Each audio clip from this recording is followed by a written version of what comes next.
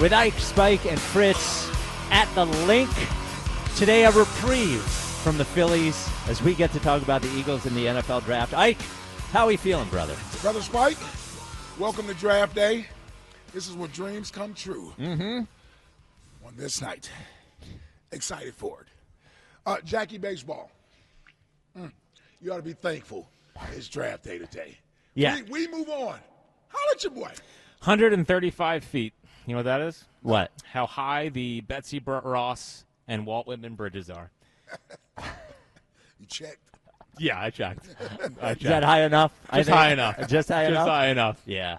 Must-win series this weekend. Happy it's draft day. Ready to move on, but Phil's maybe talking 3 o'clock. So Yeah. No, we're not letting them off. It's a disaster, but Yeah. I'm happy to be here as we celebrate Super Bowl champions. Yes. A real team, am I right? Yes. You all right? Yes, a real team, a championship team. So we have a big show today as we lead you up to the NFL draft, and there is nowhere else you need to listen as you get ready for the draft tonight and even through the draft, as WIP will have coverage all through the evening until the Eagles pick.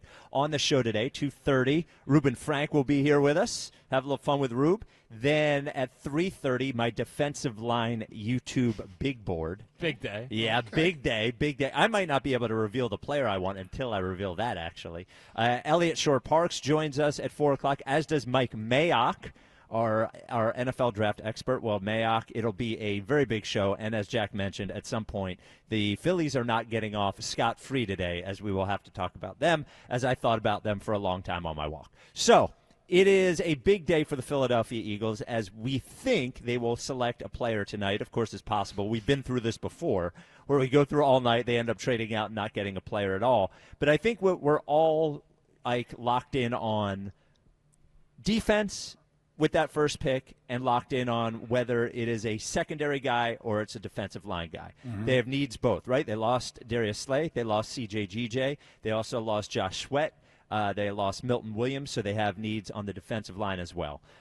For you, secondary or defensive line with that first pick? Well, listen, I would be okay with either one. I think both are needs of position. Needs of Positions of need. Position of needs. That's There what you I go. wanted to say, yes. Yep. Position of needs for the Eagles to address tonight. So I wouldn't be surprised if either one of those positions are the ones they address in the first round.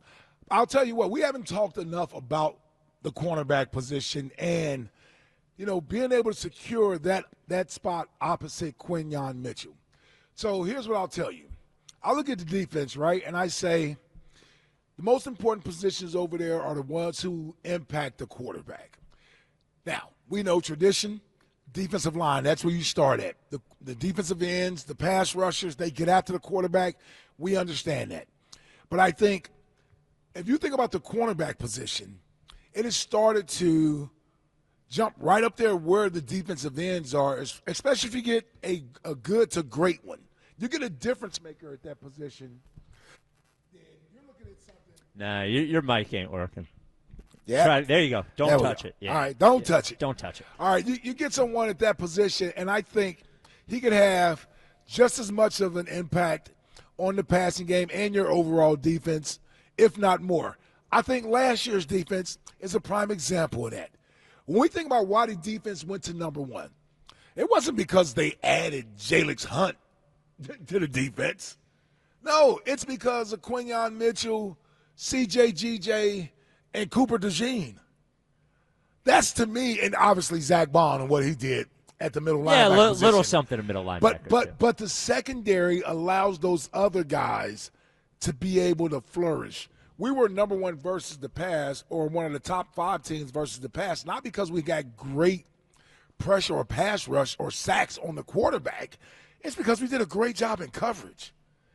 So there's a couple corners I'm looking at. Maxwell Hairston, a guy I've talked about out of Kentucky. I think his physical attributes along with his athletic ability are off the chart. To me, it's what makes him a number one type corner in the NFL. Very, very similar to the type of player Quinyon Mitchell is as well, exactly with the speed. And Trey Amos. You think about that Ole Miss defense. We look at Walter Nolan and what he's doing up front, as well as other guys on that defense.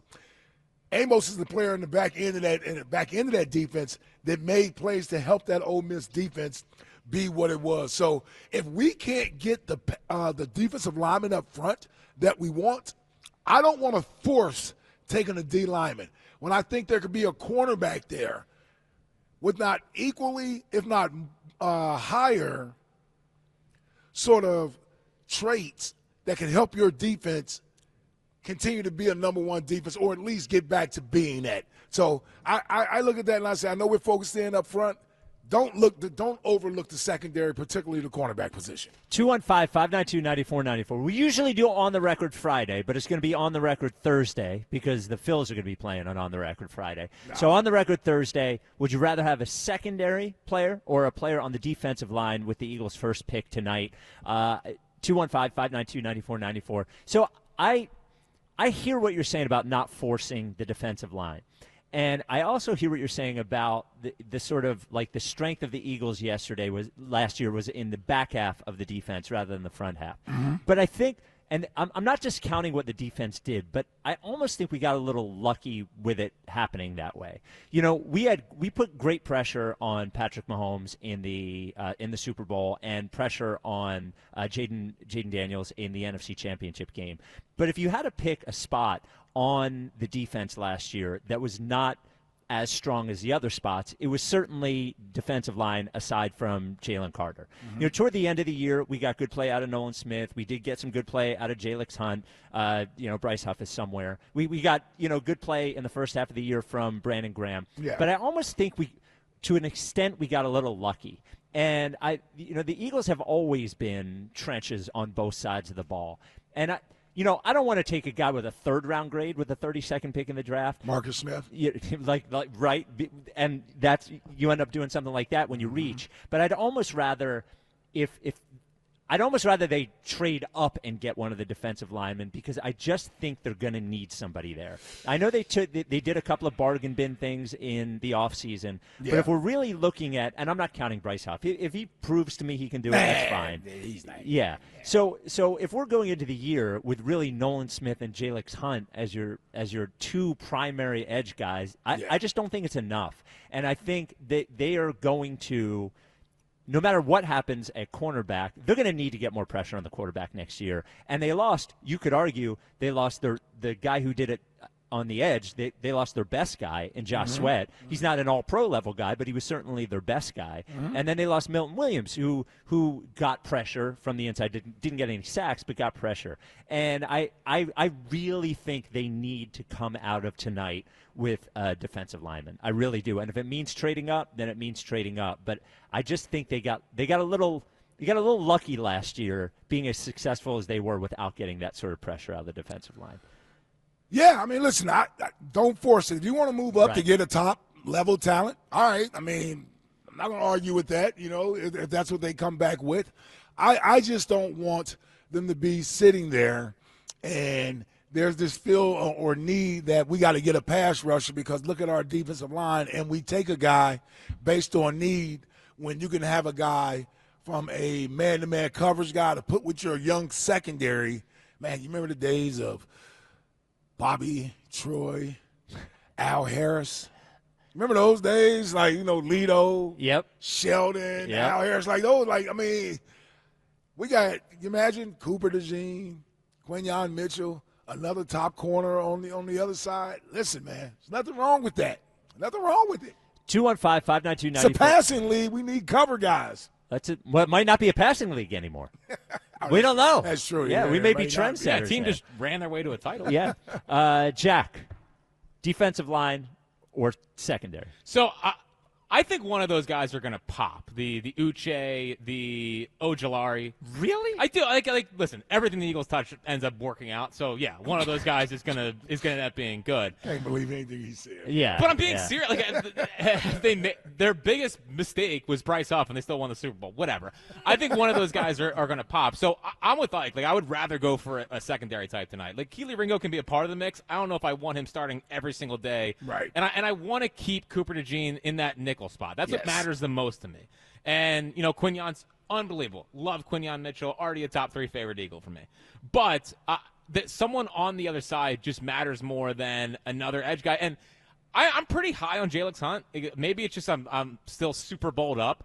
But he was great. Like, he was great during that time. And he can spend all offseason getting stronger. Seems like he has a super high motor. I'm pretty in on Jalix Hunt as a possible 3-down player. But getting someone opposite of Keely Ringo just matters more to me. All right, 215. Mitchell. Whatever. Yeah.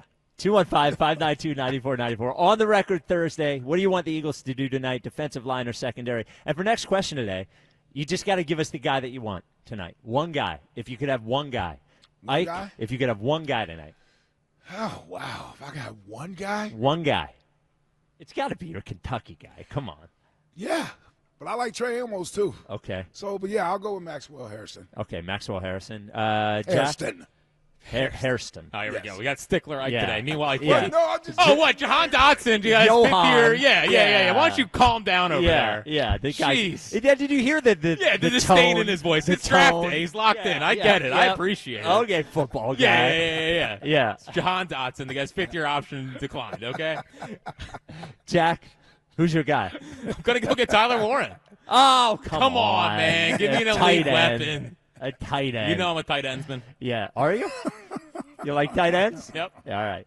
And I'm not giving my guy because I can't give him. You're such a coward. No, I can't give him until I do my defensive line big board. I don't want to. I can respect. He's that. on the big board. I Yes. just don't want to. I don't want Yes, to he give it doesn't away wanna before the reveal big it. board. Yes. All right. So 215-592-9494 on the record Thursday. Do you want the Eagles to go defensive line or secondary? And next question is going to be: give us your. If you get one guy tonight for the Eagles, who is that guy?